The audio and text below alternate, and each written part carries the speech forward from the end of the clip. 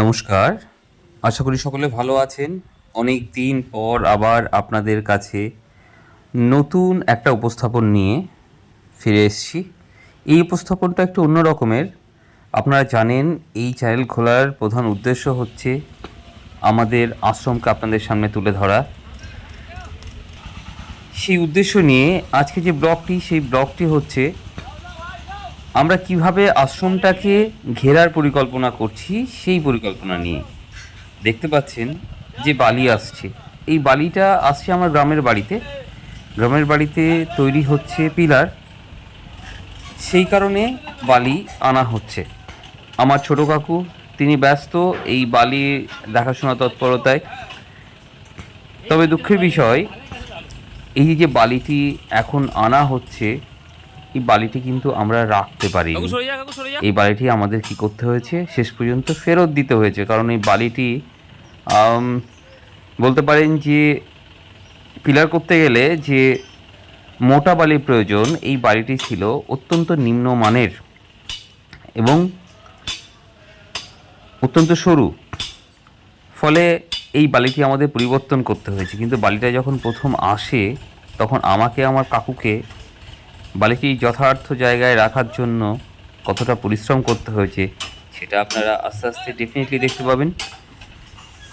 আপাতত বালি পড়ছে।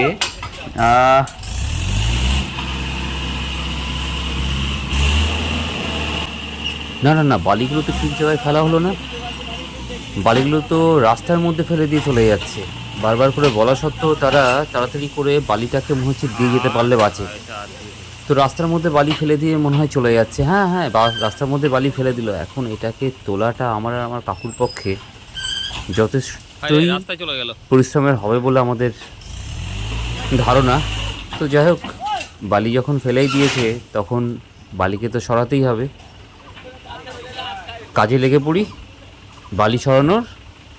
দেখা যাক কতদূর কি করতে পারি।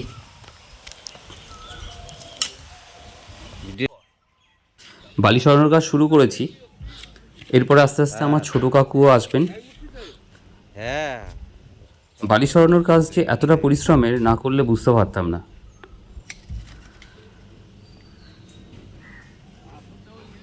সত্যি কথা বলতে এই কাজ করতে না ভীষণ ভালো লাগে। নিজের কাজ নিজে হাতে করার যে তৃপ্তি, সেই তৃপ্তি বলে বোঝাতে পারবো না। ছোট কাকু আস্তে আস্তে আসছেন, তিনিও আমার সঙ্গে করবেন। আর আমার বাবা সতর্ক দৃষ্টি দিয়ে দেখছেন যে সমস্ত বাড়িটাকে ঠিকঠাকভাবে সরানো হচ্ছে কিনা। বাবা হচ্ছে আমার হিরো, আমার হিরো বাবা। হ্যাঁ, অ্যাকচুয়ালি আমার বাবা না, জানেন তো, সব কাজে পারদর্শী। মানে এমন কোনো কাজ নেই যে আমার বাবা জানেন না, সব কাজ বাবা জানেন। এবং আমার চাইতে আমার বাবা 1000 গুণ এখনো পর্যন্ত কর্মদক্ষ এবং শারীরিক দিক দিয়ে সক্ষম এইসব কাজ করতে। যাই হোক, কাজ তো চলছে।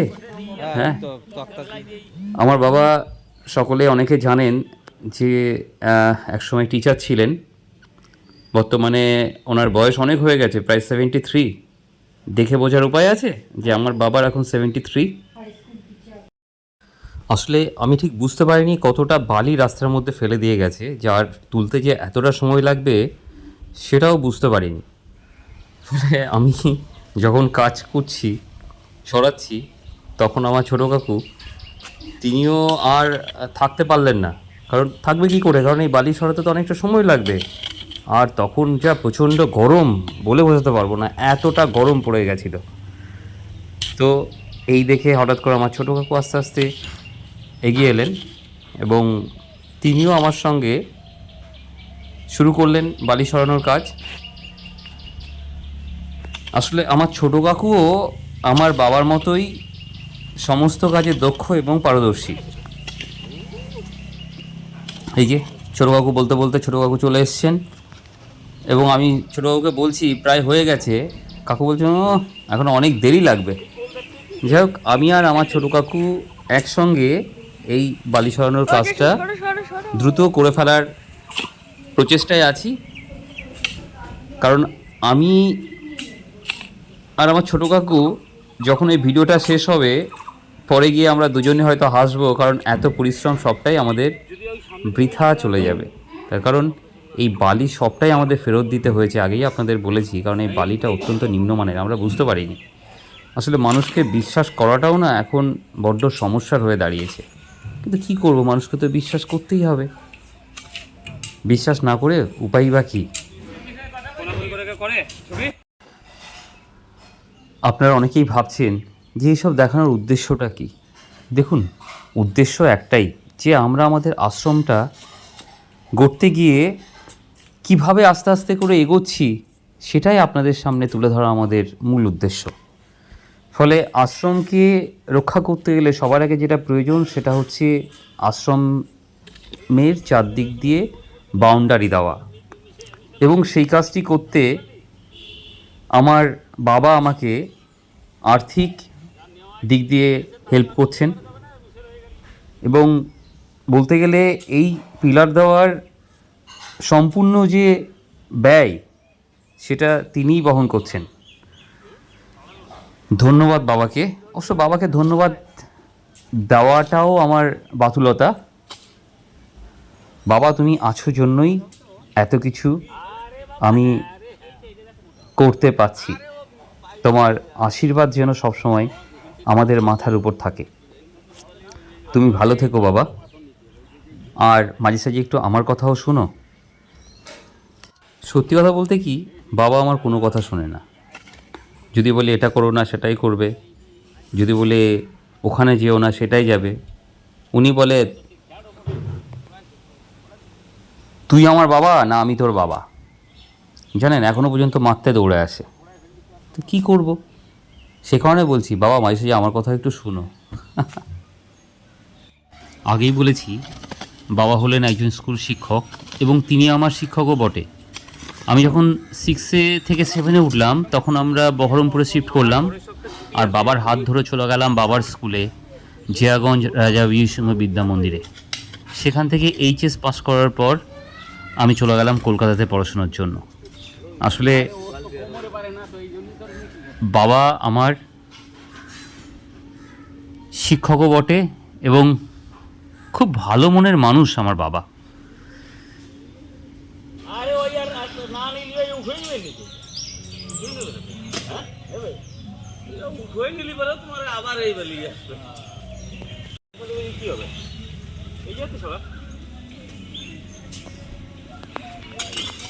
গাড়ি দেওয়ার মতো ব্যবস্থা করে দেয়, তারপর চলে যাবে তো গাড়ি এখানে।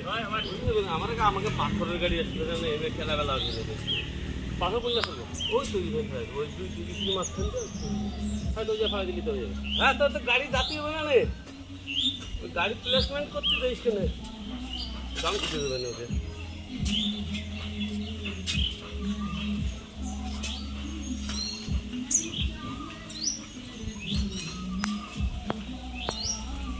এইগুলো এইভাবে যদি ই করে দেয় তাহলে মোটামুটি ধরনের এটা হয়ে যাবে, বুঝলি?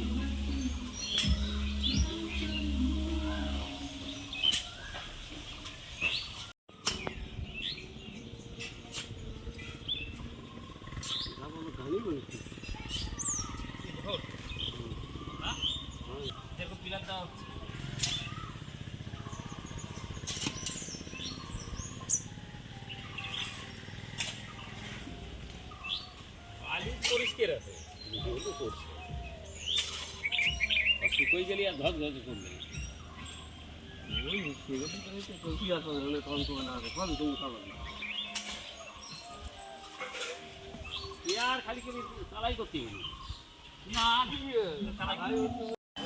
প্রায় 1 ঘন্টার কাছাকাছি পরিশ্রম করে আমি আর আমার কাকু সমস্ত বালিটাকে রাস্তা থেকে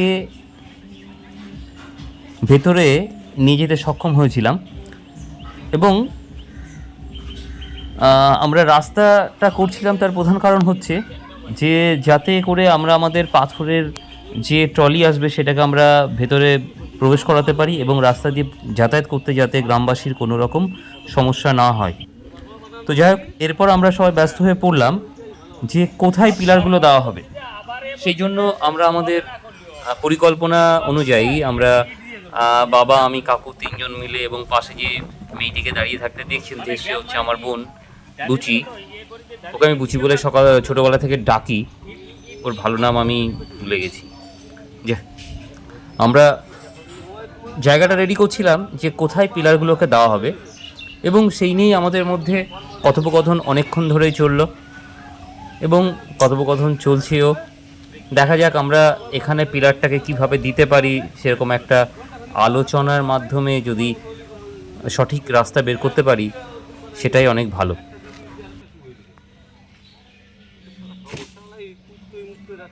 দিয়ে দিবি বসুন, কেমিক্যাল দিয়ে দিস, ওই ঢালাই যেটা কেমিক্যাল দেয় সেটা দিয়ে আসছিল সুন্দর একদম জমায়, আর লোহাও নাই দেয়। অবশেষে আমাদের জায়গা নির্ধারণ সুসম্পূর্ণ হলো। এরপর আমরা আলোচনায় ব্যস্ত হয়ে পড়লাম যে কিভাবে আমাদের এই পিলারগুলো কত তাড়াতাড়ি আমরা করতে পারবো। এই কারণে ভালো মিস্ত্রি প্রয়োজন। সেই কারণে আমাদের গ্রামে না অনেক ভালো ভালো মিস্ত্রি আছেন যারা বহরমপুরের দিকে কাজে আসেন। তো তাই নিয়ে আমরা আলোচনায় ব্যস্ত হয়ে পড়লাম যে কাকে নিয়ে করলে খুব তাড়াতাড়ি আমরা কাজটাকে করতে পারি। কারণ সামনেই একটা ভোটের মরশুম চলে আসবে এবং তার আগে পিলারগুলোকেও পোতার ব্যবস্থা করতে হবে। অনেকটা বিষয় আমাদের মাথার মধ্যে কাজ করছিল। অবশেষে দেখা যাক আমরা সিদ্ধান্ত কি গ্রহণ করতে পারি যে কিভাবে কি করলে পিলারটা তাড়াতাড়ি হয়, আবার কিছুক্ষণের মধ্যেও আমাদের পাথরও চলে আসবে। সেই জন্য আমরা ব্যস্ত হয়ে পড়েছি যে যত তাড়াতাড়ি একটা সিদ্ধান্ত গ্রহণ করতে পারি। আগে প্রথম দিনে এই একটা এ নিয়ে ওই রডগুলো কাটাই নিতে হয়, বুঝলি? রডগুলো কাটাই নিতে হয়, রডটা একটু সময় লাগবে, রড কাটলে রিং বানাতে একটু সময় লাগবে। কোন দিন ফটাফট করে ই বানাই দিয়ে কি করতে যাচ্ছ? সপ্তাহে ডাক্তার নাকি কি করবা? হ্যাঁ, পরের সপ্তাহ হলে পরে আমি পুরো তোমার ডাক্তার দেখানি বাদ দিন, সারাদিন থাকতে হবে। 11 তারিখ বাদ দিন পুরো সপ্তাহটা খাইয়ে দেবো। তখন তো অফিস যেতে হয় না? পুরো তো অফিস কবে? পরের সপ্তাহে তো অফিস থাকবে। হ্যাঁ, আমার তো তোর ছুটি না, আমাদের একবার ইয়ে করে দিলে তো আমারই এখন বসে থাকি।